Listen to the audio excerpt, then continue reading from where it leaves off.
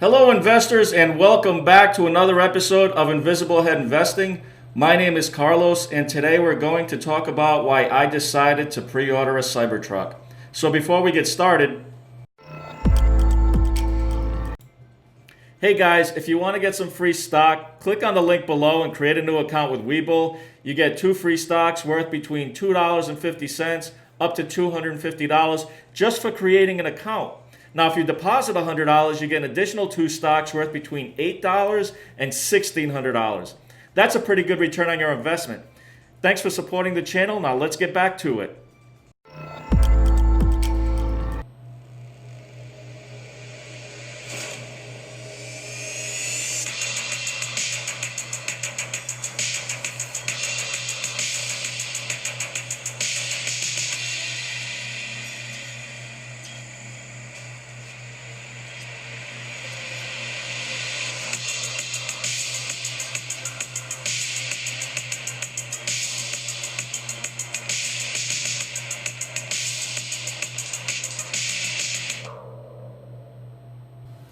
Man, I don't know about you guys, but I get fired up when I see that video. I can't wait for my new Cybertruck to come in, but unfortunately, I'm probably going to have to wait about 2 years before I see delivery of my Cybertruck. Now, I know Giga Texas is still under construction and probably won't be completed by sometime in late fall, early winter of 2021. And I know that when I pre-ordered my Tesla Cybertruck, there were about 600,000 pre-orders already made. So if the new Gigafactory in Texas only makes about 500,000 Cybertrucks its first year, I'm probably going to be waiting about 2 years for delivery of mine. But you know what? That's okay. That's fine by me. I'm sure there's going to be some manufacturing hiccups. I'm sure that as the new Tesla Cybertrucks start rolling out, there'll probably be some issues that need to be ironed out. So I figure, you know what? I still want to be one of the first ones to get a Cybertruck. But at the same time, I think that my Cybertruck will come later on where, some of the potential issues that could arise from manufacturing a new vehicle will be ironed out and taken care of. So one of the things I'm most excited about is the new batteries. I believe that the Cybertruck will have the new 4680 battery pack, which means potentially more power. Let's take a look at Tesla's website real quick. Okay, so if you go on Tesla's website, you can see that there's 3 different models of the Cybertruck. Okay, there's the single motor, which is rear-wheel drive, the dual motor, which is the all-wheel drive, and the tri-motor all-wheel drive, which is pretty much the performance version of this truck. So I wound up getting the dual motor all-wheel drive for a couple of reasons. Number one, I live in the northeast of the United States where it gets cold in the winter. We get a lot of snow, we get a lot of ice. And if you're trying to drive a vehicle in icy, snowy conditions with rear-wheel drive, you might as well just wrap your vehicle around a telephone pole or something. I mean, it's terrible. You get lousy traction, you're slipping and sliding all over the place. You don't even want to drive this thing in the winter. So it made no sense for me to get the rear-wheel drive version. The tri-motor all-wheel drive, which is the one that I wanted to get, would just get me into a lot of trouble. That's basically the performance model, 0 to 60 in 2.9 seconds. And I know I would be going into launch mode constantly. In order just to keep me out of trouble, I decided not to buy this one. I mean, there's a couple other reasons, but that was the main reason. I mean, I also couldn't justify spending an extra $20,000 for more towing capacity. I don't really tow anything. The one thing that I will miss or would have liked to have is the 500 plus miles of range. But then I started thinking about it. I don't really go on super long road trips. I'll probably drive at most 50 miles a day for the most part, and occasionally I'll break 100 miles in a day. And I also plan on having a Tesla charger at my house so I can charge my truck every night, and it's really not going to be a factor. So to me, the dual motor all-wheel drive version made the most sense. I felt that the price was very reasonable for everything that this truck offers. The range was perfect for me. It still has 10,000 pounds of towing capacity, which I don't necessarily need, but you know what? I plan on taking advantage of the full self-driving mode, and I plan on using letting my truck be used as an auto taxi, where it'll generate me some income on top of that. So the one issue I have is when I first started looking into the Cybertruck, the full self-driving cost about $8,000, and I know prior to that it was $7,000, and now it's $10,000. So that's my only issue with not just the Cybertruck, but Teslas in general.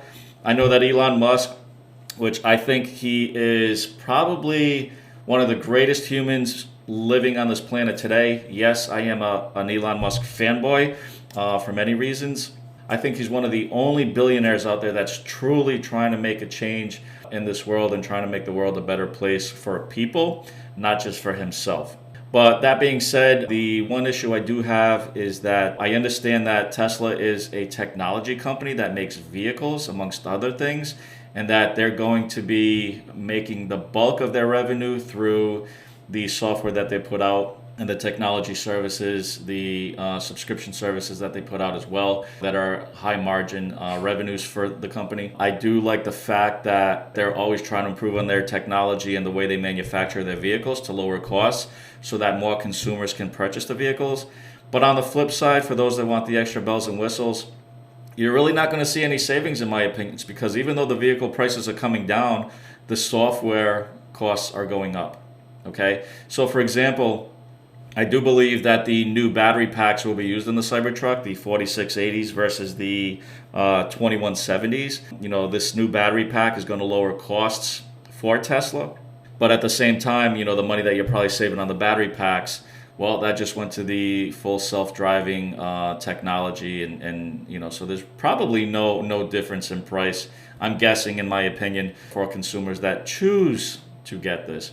Now, yes, not everybody's going to get the full self-driving. And for people that are on a budget or can't afford a new EV right now, as the prices come down, it'll be more beneficial for them and they can still get an EV without some of the bells and whistles.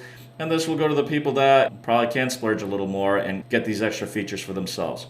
When the full autonomous driving comes out, I am one of those people that I think will send out my vehicle and let it generate me some income by driving other people around. What's not cooler than having a truck that looks like this, pick you up, there's no driver, and it just drives you to wherever you want to go, and it can generate its owners some income. So not only am I buying myself a luxury item as well as a practical item, but it's also something that can generate me a new revenue stream. I also like the fact that in my other business, I am a real estate broker.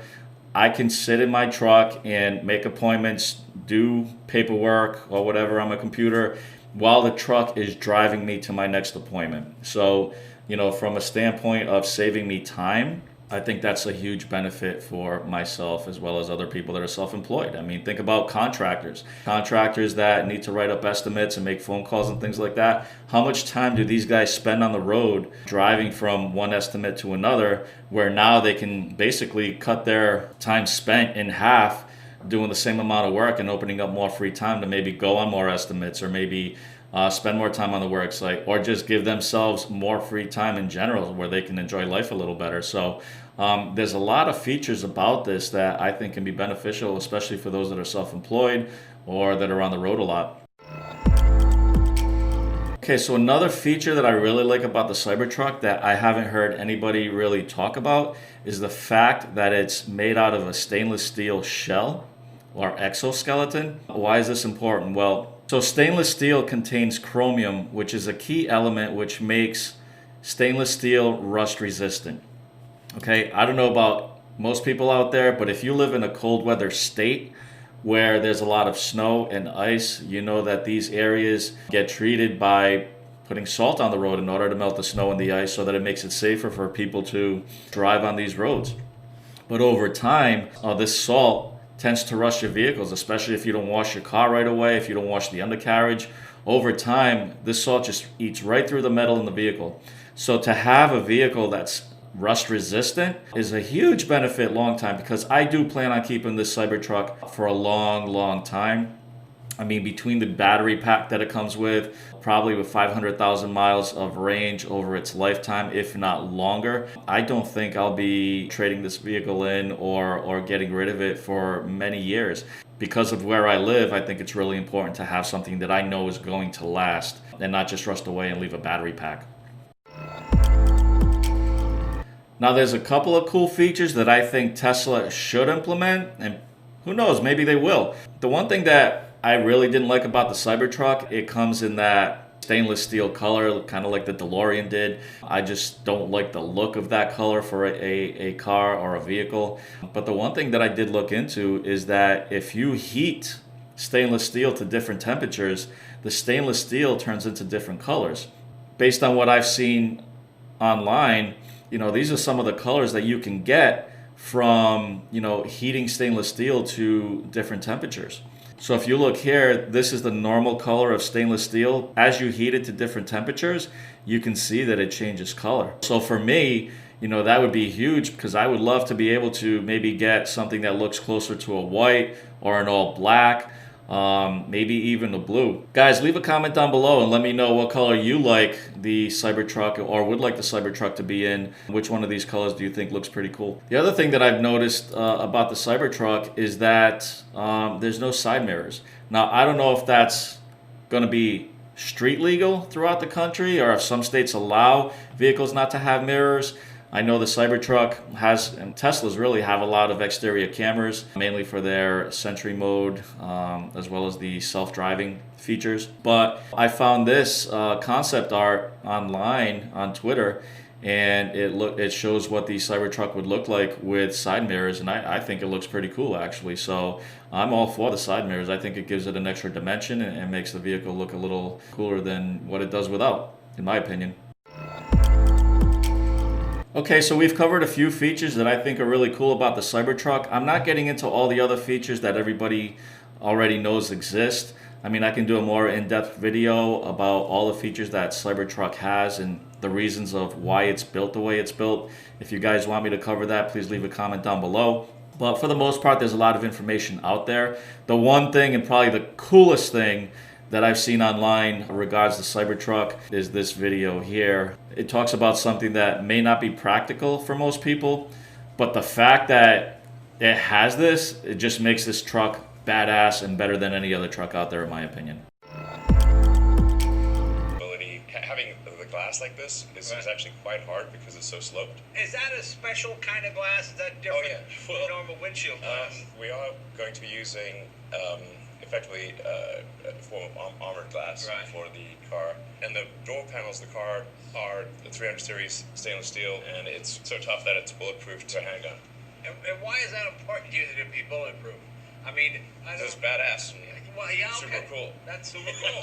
But see, I like that answer. It's a good answer. Do you want your truck to be bulletproof or not? Yeah, I guess I want my truck to be bulletproof. Yeah, sure. Exactly.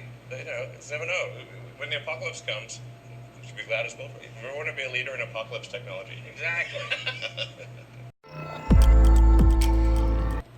Badass and super cool. I mean, that describes having a bulletproof truck, essentially a bulletproof truck. I mean, I'm sure there's certain bullets that anything over 9mm, the truck will not stop, but the fact that it can stop a 9mm bullet is phenomenal. Now, a lot of us have probably seen the video of the glass being broken when the Cybertruck was revealed. Some people think that that's because of microfractures that occurred when they hit the sledgehammer on the door.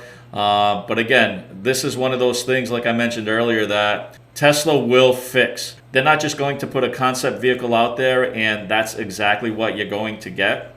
They're going to make improvements. They're going to iron out the tweaks and the defects and make this thing something badass and super cool.